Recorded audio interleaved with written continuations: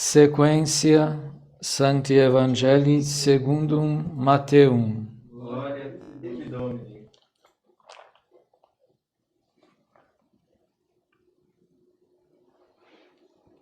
Naquele tempo, disse Jesus a seus discípulos: Se a vossa justiça não for além da dos escribas e dos fariseus, não entrareis no reino dos céus. Ouvistes o que foi dito aos antigos: não matarás, e quem matar será condenado em juízo. Pois eu digo-vos que todo aquele que se irar contra seu irmão será condenado em juízo. Mais ainda, quem disser a seu irmão raca será condenado em conselho, e quem lhe chamar louco será condenado ao fogo da gena. Portanto, se estás para fazer a tua oferta diante do altar, e aí te lembrares que teu irmão tem alguma coisa contra ti, deixa lá a tua oferta diante do altar, e vai reconciliar-te primeiro com o teu irmão. Depois virás fazer a tua oferta. Per evangelita dicta.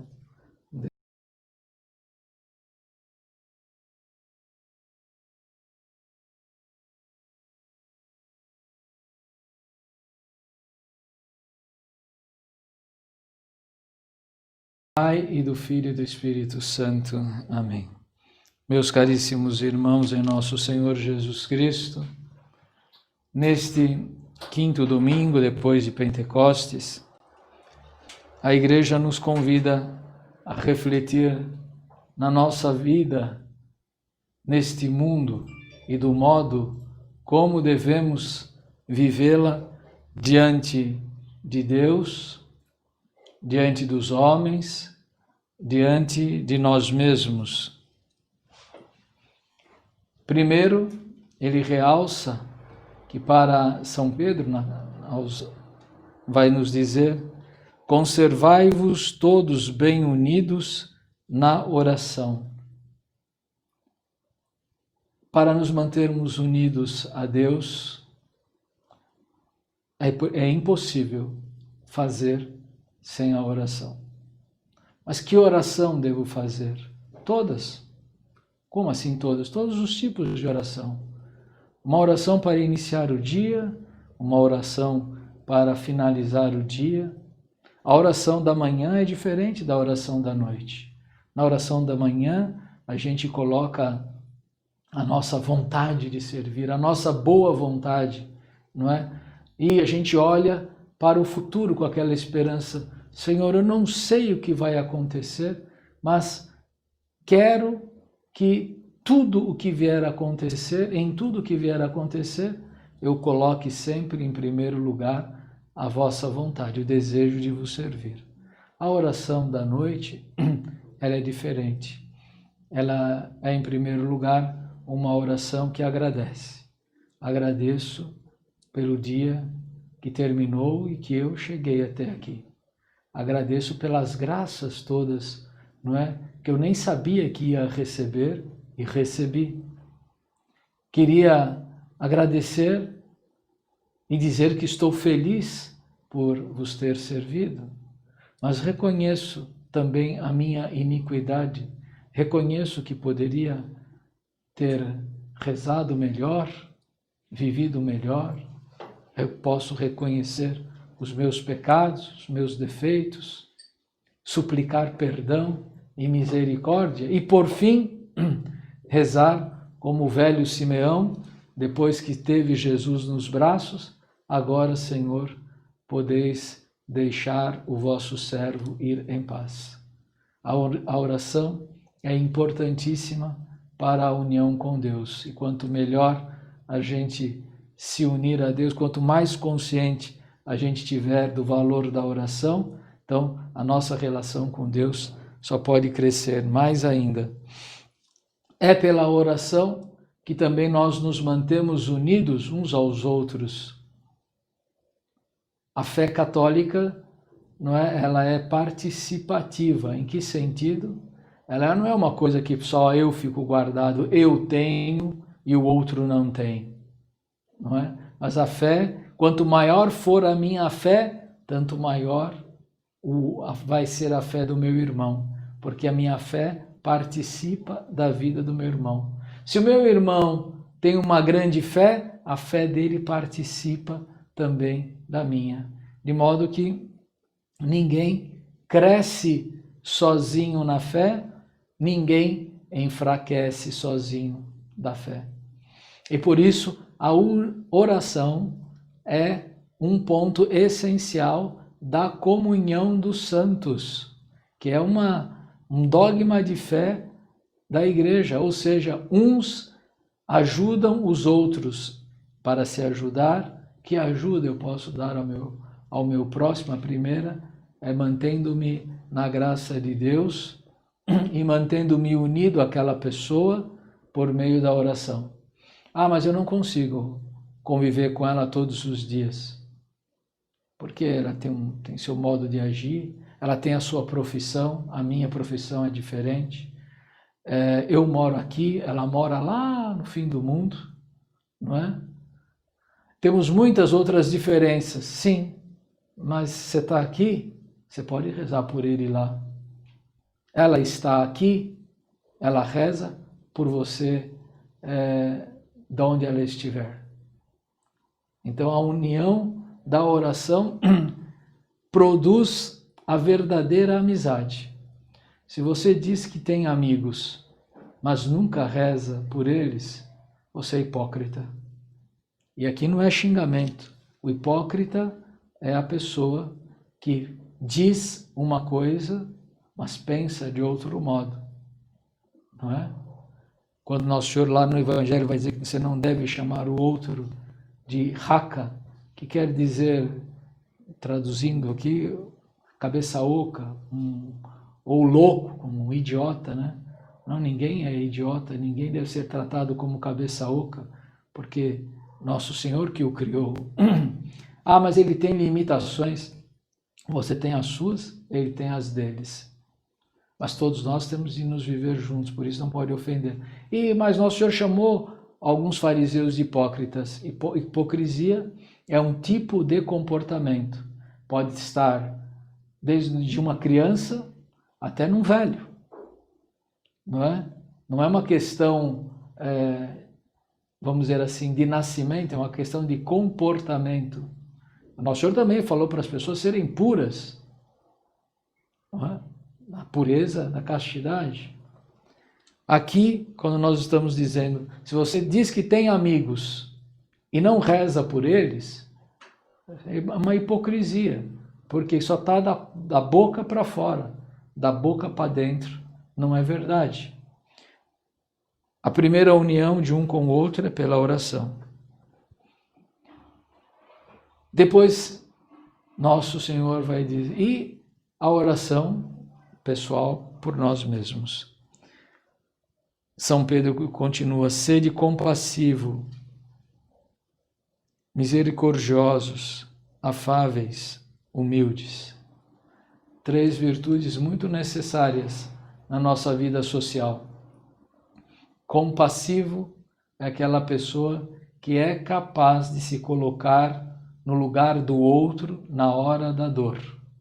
Quem tem compaixão é saber entender. Por isso, o mimado, não é como a gente fala, a pessoa que foi poupada, que nunca passou por necessidade na vida, dificuldade, ele não consegue entender a dor dos outros, não é? Então, talvez foi um erro da educação dele. Os pais mimaram demais, não é? Deram tudo e, em vez de ajudar na formação do caráter, prejudicou. Mesmo quando um pai tem tudo, todos os bens materiais, ele deve ensinar o filho a trabalhar.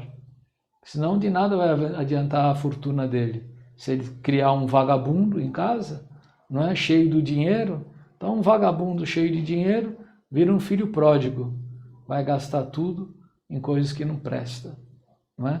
Mas quando a gente já sofreu alguma coisa, se um dia você quando era menino, rapaz, você quis comprar um doce, não teve dinheiro para comprar e passou vontade de comer, você vai conseguir entender um pouquinho do que significa um pouquinho de fome na vida dos outros.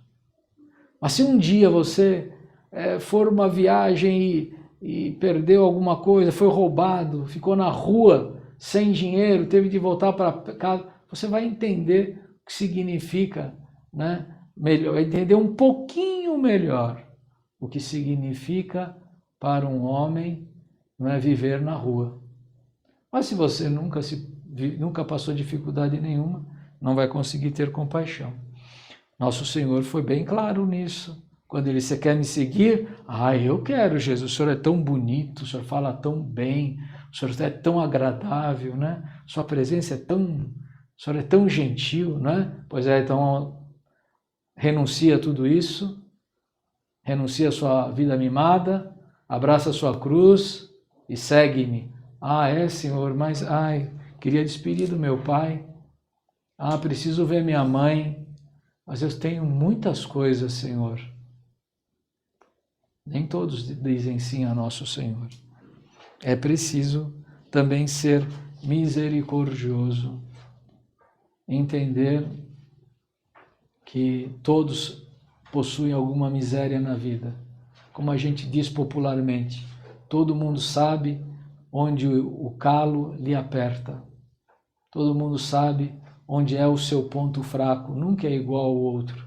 E por isso também fica difícil para uma pessoa que nunca necessitou da misericórdia, ou acha que nunca necessitou da misericórdia, ser misericordioso.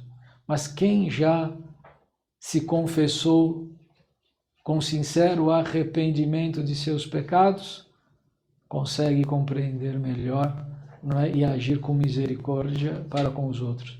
Mas se Deus perdoou até aquele ladrão na cruz, por que ele não pode perdoar a mim? Por que não pode perdoar aquele outro ladrão? Será que Deus não quer a salvação dos ladrões? Quer sim. Mas eles precisam desejar a conversão. Eles precisam reconhecer o próprio erro. Eles precisam deixar-se humilhar, não é? E se afastar do pecado. Mas nós precisamos rezar por eles. E é assim que a gente age com misericórdia. Sede afáveis e humildes. Ou seja, ter uma educação, que é o que nós chamamos de educação, afabilidade no modo de tratar as pessoas, humildade, não deixar nunca que a soberba, né, tome conta da sua vida. Isto vale para a nossa relação com Deus, ser amável, afável com Deus e ser humilde diante de Deus. E também ser afável e humilde com aquelas pessoas que estão no mesmo patamar que nós nos encontramos. E ser amável, afável e humilde também com as pessoas que estão socialmente ou intelectualmente ou economicamente abaixo de nós. Concluindo, não pagueis o mal com o mal, nem a injúria com a injúria, ao contrário, abençoai. E aqui está, de fato, a nossa diferença essencial, uma particularidade própria do catolicismo, a capacidade de perdoar quem nos ofende. Por quê? Porque nós sabemos que Jesus não morreu apenas por um povo, ou não morreu apenas por uma meia dúzia de escolhidos, mas ele morreu por todos os homens, de todos os tempos. E por isso nós não podemos desejar o mal a ninguém. Desejar mal no sentido mais profundo significa não se preocupar ou não se importar com a condenação de uma pessoa. Ou até, pode acontecer esse absurdo, né? De se alegrar com a condenação de alguma pessoa. Não. nós devemos lutar até o fim da nossa vida para trabalhar pela salvação daquelas pessoas que nosso Senhor colocou aos nossos cuidados, sem deixar de levar em conta a graça de Deus. Ah, mas isso vai me custar caro. Será que eu vou conseguir? Isso pode atrair inimizades. São Pedro termina: quem é que vos pode prejudicar se fordes zelosos no bem? Que mal alguém pode te fazer? Ah, ele me desprezou, me jogou uma pedra, me desconvidou de ir na sua casa. Ah, não quis mais a minha amizade, não veio mais na minha casa. O que é isso? Isso é algum prejuízo? Não. Ele está rezando? Ah, isso ele está. Está na graça de Deus? Ah, isso está. Então, nenhum prejuízo. Mas o contrário, mais ainda São Pedro vai dizer: se sofrerdes pela justiça, mais felizes ainda sereis. Mas se alguém te acusar, falar mal de ti, te perseguir, te rejeitar, te maltratar, ofereça a Deus, passa por cima disso, não pague isso com vingança, com maldade, com desprezo, reze ainda mais. Porque as ameaças dos maus não nos pode perturbar. Pelo contrário, bendizei a Cristo Senhor nos vossos corações. Diz São Pedro, e é isso que queremos pedir a Nossa Senhora, que nos conceda a cada um de nós a graça de superarmos os nossos limites com o auxílio da graça de Deus. Em nome do Pai, do Filho e do Espírito Santo. Amém.